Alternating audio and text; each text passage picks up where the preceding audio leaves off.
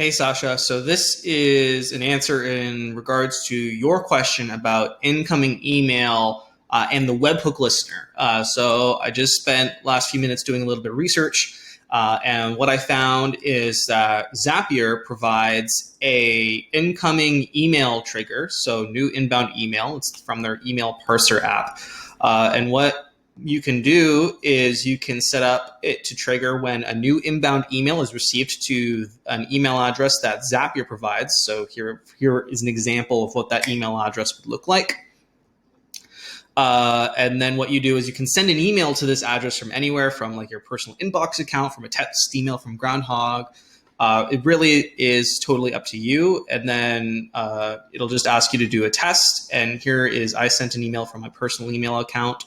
And then it grabs all of the information, all of the headers, all of the content from that email. And then what we can do is we can set up a post to, you guessed it, a webhook listener, which I just have set up over here.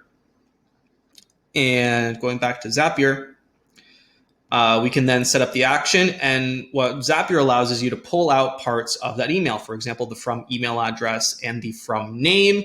You could also pull out like CC addresses and all different kinds of headers. They really give you a lot to work with here.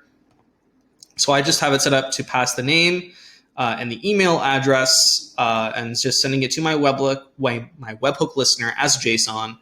And then that's it. And then we can go through the test and it's successful.